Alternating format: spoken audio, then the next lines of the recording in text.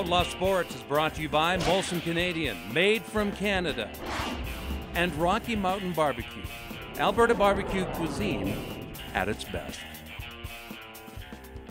Grant, it's the weekend rapid fire. Can you keep up? Because you're drinking heavily on the weekend. First of all, let's talk about what, dog eat your homework? I spit my gum out.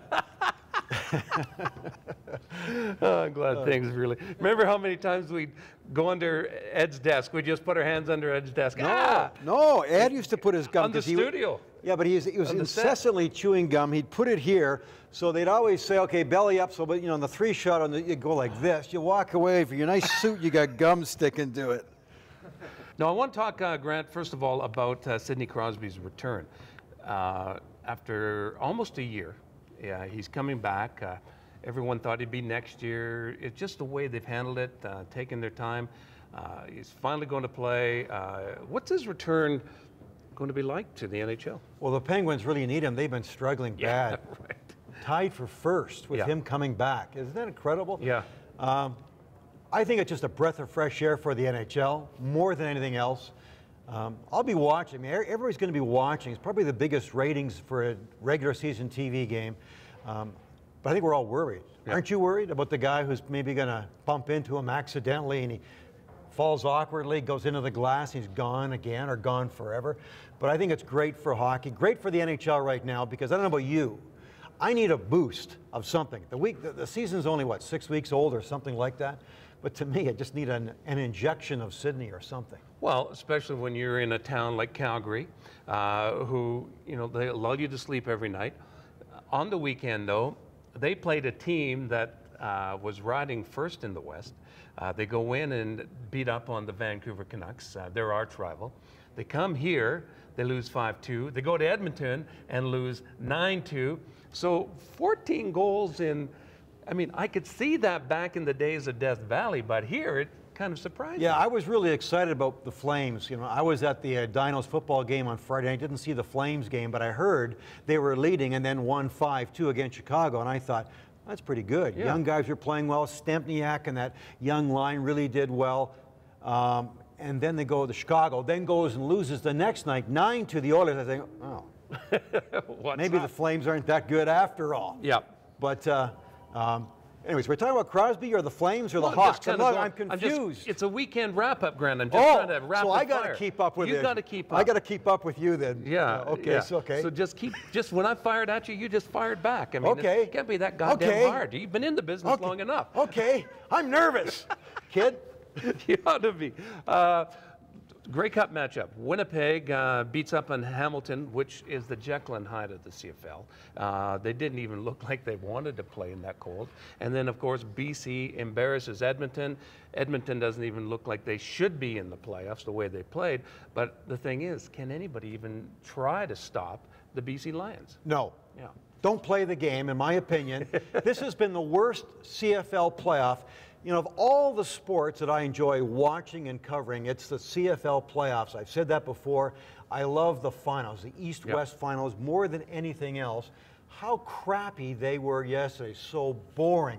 1 out of the 4 playoff games, and that was Hamilton and Montreal, was any good. Yes. So to me, the CFL's limping in to the Grey Cup. I am so bored by what's going on. I bet this might be the lowest TV ratings ever. Winnipeg and BC. BC's going to dominate this game big time. I think because of the BC defense more so than their offense.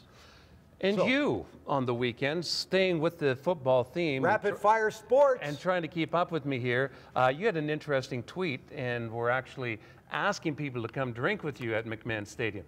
Yeah. You buying beer is kind of a first. But tell them the story.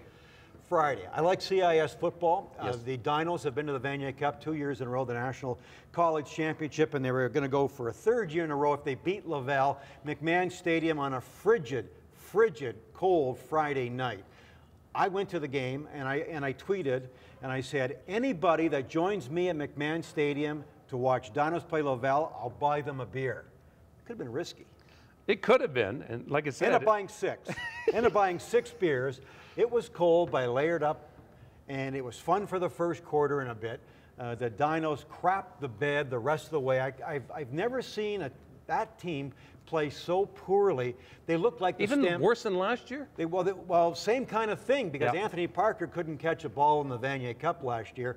This year, same thing, fumbles, drop passes. They look like the Stampeders.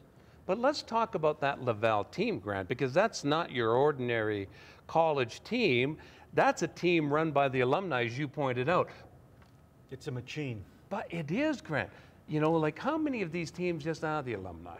I mean, the universities, they're so anal. And the alumni, what do they know? What do they know? Well, this should be the blueprint, not only for Laval or for college football around Canada, but even some of the pro teams. Exactly. It's probably it is the second best pro team in Quebec. Yeah. And I think This year it might be the best. what is the university alumni? The university helps support a little bit, but like most Canadian universities, there isn't a whole lot of money going to the programs, but there is some. So the alumni takes it over. They've got a big stadium. I say a big stadium for college football, Sure. not as big and as cavernous as McMahon Stadium for college ball, but I think they get 15 to 20,000 in there. Nike's on board, Molson's is on board. There's so much money. I hear it's $1 million a year operation. They take the players down to Florida for spring training. It is a major, major operation. That's why they're so good. I think it's their, I don't know, correct me if I'm wrong, 8th out of the last 10 years appearance in the Vanier Cup. The Dinos, UFC Dinos, are trying to emulate that program.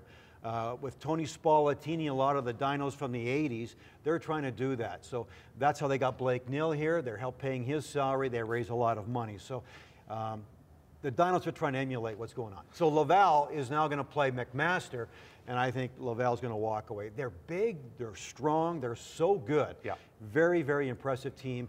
I lasted till the third quarter. My beer turned into a beer cone because you couldn't even drink, and it goes all over my Movember mustache. Well, you talk as if this is something new. I've seen you drink in the past. Not at 25 below zero outside, or have you? Yes, I have. Remember all those ski trips we used to go Yeah, on? that's true. Now, the thing is, the one question, and I want to know, had I picked up on that tweet, and had I said, hey, Pollock is buying beer. You wouldn't have shown up outside. Would your wife actually let you and I drink beer together? Oh, yeah. She would? She trusts me. Yeah.